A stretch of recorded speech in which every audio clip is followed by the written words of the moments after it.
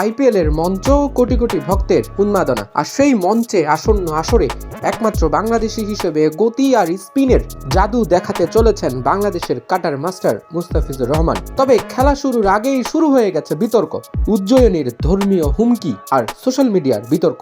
সব মিলিয়ে আইপিএল 2026 শুরু হওয়ার আগেই মুস্তাফিজকে নিয়ে চলছে বিতর্কের ঝড়। বাংলাদেশের গতি স্পিনার মুস্তাফিজুর রহমান এবার কলকাতা নাইট রাইডার্সের জার্সিতে আইপিএলে খেলবেন। দলের সাথে যোগদানের আগেই তার মূল্য নির্ধারিত হয়েছে 9,20,00,000 রুপি। মার্চে শুরু হতে যাওয়া এই টুর্নামেন্টে মুস্তাফিজের খেলার উপর ভক্ত ও ক্রিকেট বিশ্বের নজর থাকবে বিশেষ করে। কিন্তু ভারত বাংলাদেশের সাম্প্রতিক কূটনীতিক উত্তেজনার মাঝে এসেছে এক নতুন বিতর্ক। উজ্জয়িনীর ধর্মীয় নেতারা সোশ্যাল মিডিয়ায় দাবি করছেন বাংলাদেশি খেলোয়াড় মাঠে নামলে ভাঙচুর হবে স্টেডিয়াম।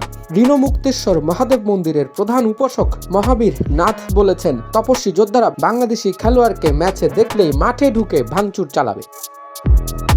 তবে ভারতীয় ক্রিকেট নিয়ন্ত্রক সংস্থা বিসিসিআই স্পষ্ট জানিয়েছে কূটনীতিক পরিস্থিতি ক্রিকেটে প্রভাব ফেলবে না। বিসিসিআইয়ের এক কর্মকর্তা বলেছেন, বাংলাদেশ আমাদের শত্রু দেশ নয়, মুস্তাফিজ অবশ্যই আইপিএলে খেলবেন। আমরা সবসময় সরকারের সঙ্গে যোগাযোগ রাখছি, কিন্তু নিষেধাজ্ঞার কোনো নির্দেশ এখনো আসেনি।